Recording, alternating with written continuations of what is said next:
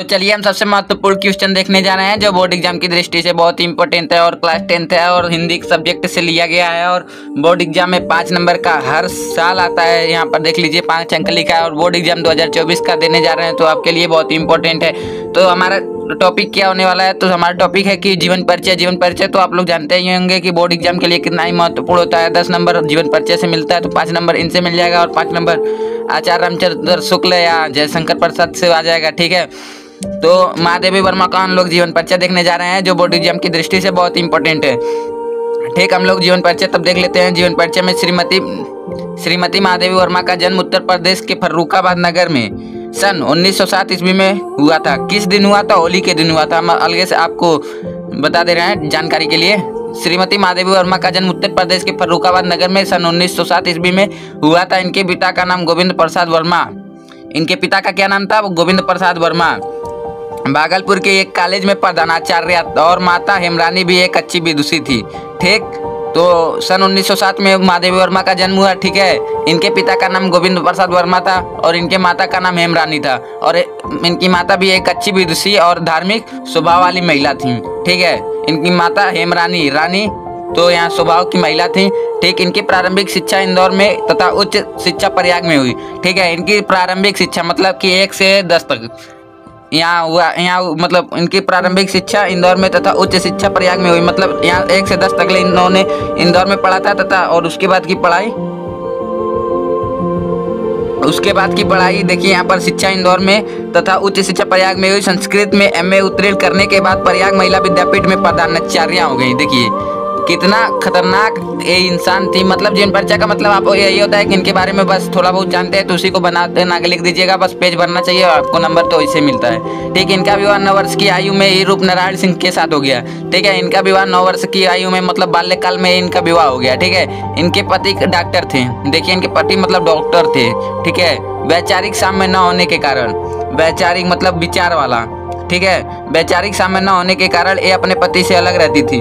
वैचारिक साम्य न होने के कारण ये अपने पति से अलग रहती थी। कुछ समय तक इन्होंने चांद्र पत्रिका का संपादन किया।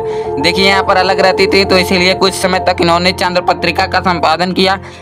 इनके जीवन पर महात्मा गांधी तथा साहित्य साधना पर रविंद्रनाथ टैगोर का विशेष प्रभाव पड़ा।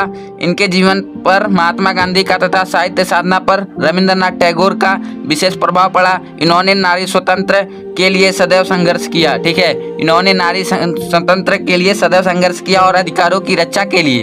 और अधिकारों की बताइए, महिला होकर महिला का उसी पक्ष खींचती है। ठीक है, कोई भी होता है अपने क्या पक्ष खींचता है, इसलिए महिलाओं का ये पक्ष खींची थी। ठीक है, अधिकार की रक्षा करने के लिए नारी का शिक्षित होना बहुत ही महत्वपूर्ण बताया। ठीक है, सदैव संघर्ष किया और अधिकारों की रक्षा के लिए नारी का शिक्षित होना आवश्यक बताया। कुछ वर्षों तक देखिए यहाँ पर कुछ वर्षों तक ये उत्तर प्रदेश के विधान परिषद की मनोनीत सदस्य भी रही। ठीक है, एक उत्तर प्रदेश के कुछ दिनों तक मनोनीत सदस्य मतलब सदस्य उन्हें बोला जाता है जो मेल होते हैं और सदस्य उन्हें बोला जाता है जो फीमेल होते हैं। सदस्य भी रही। इनके साहित्यिक सेवाओं के लिए राष्ट्रपति ने इन्हें पद्म भूषण, बताइए राष्ट्रपति ने इन्हें पद्म भूषण की उपाधि से अलंकृत किया। अलंकृत का मतलब आप लोग समझ रहे हैं, सम्मानित किया। आप लोग समझ लीजिए, बस सम्मानित किया। सेक्सरिया एवं मंगल प्रसाद पारितोषिक, सेक्सरिया तथा मंगल प्रसाद पारितोषिक से भी इन्हें सम्मानित किया गया। ठीक है, सेक्सरिया तथा मंगल प्रसाद पारितोषिक से भी इन्हें सम्मानित किया गया।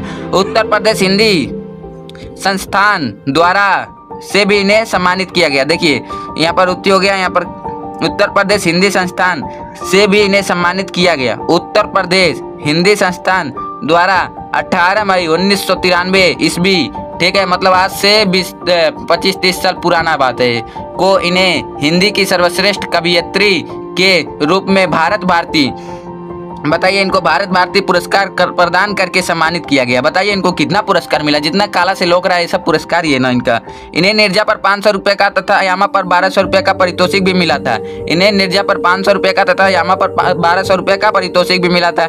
ये प्रयाग में ही रहकर जीवन प्रयत्न, यहाँ पर मतलब इनका जीवन यापन कहाँ पर हुआ था, तो प्रयाग में ही हुआ था। ठीक है, इनका जीवन यापन कहाँ हुआ था, प्रयाग में हुआ था।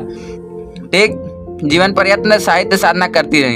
ये प्रयाग में ही रहकर जीवन प्रयत्न साहित्य साधना करती रही। 11 सितंबर 1987 ईस्वी को इस संसार से विदाई हो गई। ठीक है, मतलब इनके मरे हुए मतलब 13 इधर और 23 इधर, मतलब हो गया 36 साल। ठीक है,